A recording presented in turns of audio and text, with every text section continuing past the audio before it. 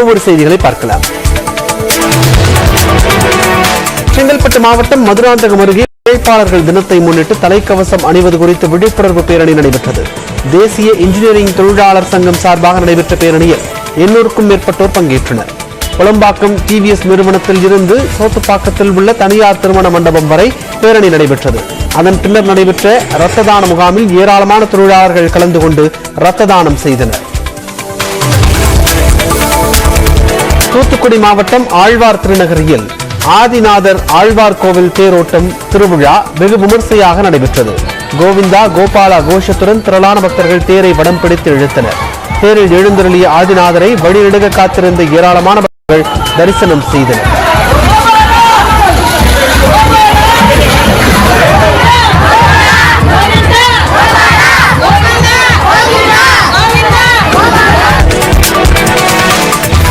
செங்கல்பட்டு மாவட்டம் திருக்கழுக்குன்றத்தில் வேதகிரீஸ்வரர் திருபுவன சுந்தரி கோவிலில் சித்திரை பெருவிழா தேரோட்டம் நடைபெற்றது. கடந்த 25ஆம் தேதி கொடியேற்றத்துடன் விழா தொடங்கிய நிலையில் இன்று கொட்டும் மழையை பொருட்படுத்தாமல் திரளான பக்தர்கள் தேரை வடம் பிடித்து இழுத்தனர். 4 மாட வீதிகளில் தேர் பவனி வந்தபோது சாரல் மழை பெய்தது. அதை பொருட்படுத்தாமல் நமச்சிவாய முழக்கத்துடன் திரளான பக்தர்கள் தேரை வடம் பிடித்து இழுத்தனர்.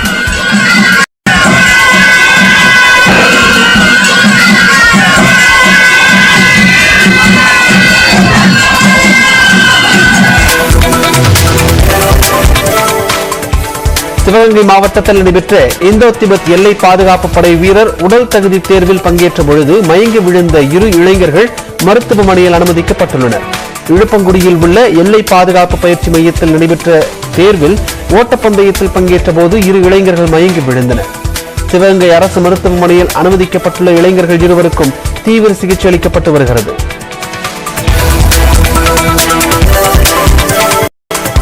தேனி மாவட்டம் சின்னமனூரில் உள்ள சிவகாசி அம்மன் கோவிலில் திருக்கல்யாண விழா கோலாகலமாக நடைபெற்றது. சிவகாமி அம்மன் திருக்கல்யாணத்தை திரளான பக்தர்கள் கண்டுகளித்தனர்.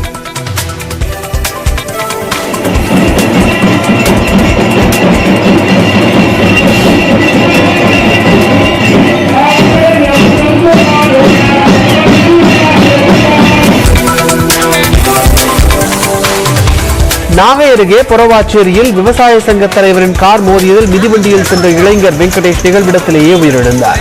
மேலும் இருசக்கர வாகனத்தில் மஞ்சக்கொல்லை நோக்கி சென்று கொண்டிருந்த கண்ணன் என்பவர் காயமடைந்தார். மேல ஓதியூரை சேர்ந்த காவிரி தனபாலனின் மகன் மற்றும் அவரது நண்பர்கள் மதுபோதையில் காரை ஓட்டிச் சென்ற போது விபத்து ஏற்படுத்தியிருக்கின்றனர். இதையடுத்து விபத்தை ஏற்படுத்தியவர்களை கைது செய்ய கோரி கிராம மக்கள் மறியல் போராட்டத்தில் ஈடுபட்டனர்.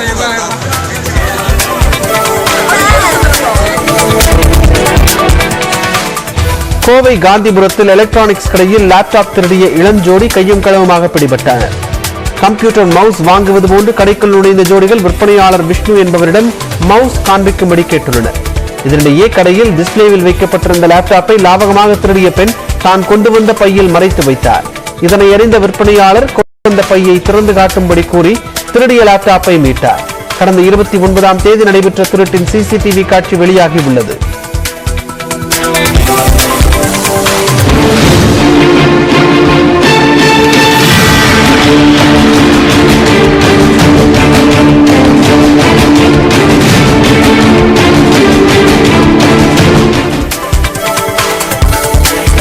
நாமக்கல் மண்டலத்தில் முட்டை கொள்முதல் விலை 30 காசுகள் குறைந்துள்ளது. நாமக்கல்லில் நடைபெற்ற முட்டை ஒருங்கிணைப்பு குழு கூட்டத்தில் முட்டை கொள்முதல் விலை ₹4.5 நிர்ணயிக்கப்பட்டது. பிற மண்டலங்களில் முட்டை கொள்முதல் விலை குறைவதால் நாமக்கல் மண்டலத்திலும் குறைக்கப்பட்டுள்ளது. கறிக்கோழி முட்டைக்கோழி கொள்முதல் விலைகளில் எந்த மாற்றமும் இல்லை. முட்டைக்கோழி ₹77, கறிக்கோழி ₹107 விற்பனை செய்யப்படுகிறது.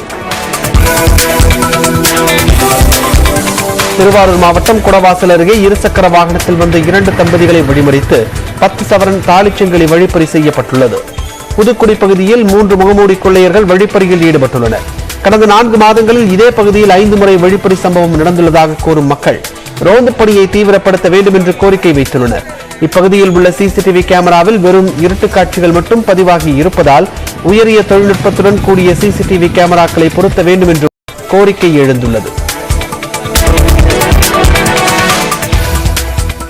ஈரோட்டில் இரவு புழுக்கத்தில் இருந்து தப்பிக்க கதவை திறந்து வைத்து தூங்கியவர் வீட்டில் 11 சவரன் நகைகள் கொள்ளை போனது.